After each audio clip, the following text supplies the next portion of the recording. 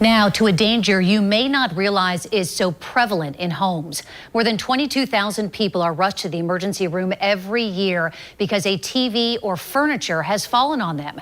And according to the Consumer Product Safety Commission's new tip-over report, 472 children have been killed by falling furniture, TVs, or appliances in the last 21 years. 71% of those deaths involved a TV. Specifically, these heartbreaking accidents are preventable. CPSC Chairman Alex Hohensarik and Kim Amato, a mother who lost her daughter to a tip-over accident, are joining us via Zoom. Good morning. Thanks for being with us. We appreciate it. Thank you. Kim, if I could start with you, thank you for having the courage to share your story with the hopes, of course, of helping so many others. You lost your daughter in 2004. Could you tell us a little bit about what happened to Megan? Sure. So my 3-year-old twin daughter, Megan, died the Saturday before Christmas in 2004. She was killed by her dresser. We're not really sure what happened. We assumed she was trying to climb it in the early morning hours while the rest of our family was asleep. And because the dresser fell on top of her, on top of a carpeted floor, if it made a sound, it wasn't loud enough to wake us up, and we were in the very next room. She was unable to cry, and she suffocated. Do you think parents understand that the risk is a real reality, that this happens so quickly? And as you mentioned, it's something that happened without there being any sound to even alert you to come running.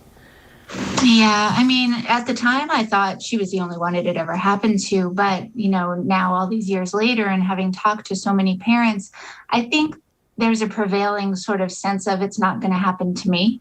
Yeah. Or, you know, furniture, only light furniture, or only inexpensive furniture, or only heavy furniture falls. But the reality is every piece of furniture and every television in your home that's not secured to the wall has the potential to fall and injure or kill your child. Alex, I'd like to bring you into the conversation. While certainly one is far too many, there is some encouraging news that the numbers are dropping. But that said, there are things that parents can do and need to do, because the reality is there's not the federal regulations completely that cover this from happening. That's right. I think we are working on setting standards for dressers and other clothing storage units, and we're urging industry to do more as well in terms of building to better voluntary standards.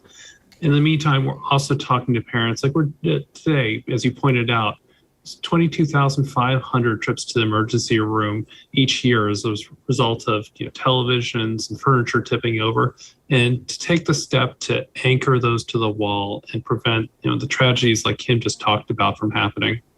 I think that there's a tendency when any of us as parents go out to buy something that's going to be placed, for example, in a child's room, well, someone has thought about making sure that everything is fine and nothing bad will happen. I think that's just an assumption that we make. What's your message to parents? Yeah, I urge them to take the extra step of anchoring furniture to the walls, because even if you're buying, as Kim said, expensive furniture or cheap furniture, taking that extra step of anchoring it will just bring more safety to your home and prevent tragedies like that can happen. It's such an important message. And Kim, you actually started Megan's Hope to raise awareness about this risk, and you're pushing for a law to prevent it. It's called the Sturdy Act. Would you explain what it entails? Sure. So the Sturdy Act would actually direct the CPSC to create a mandatory furniture safety standards specifically for dressers or clothing storage units. It would, at this time, the way it's written, would include all those units, no matter what the height. It would simulate dynamic forces of a child interacting with a dresser up to 72 months of age.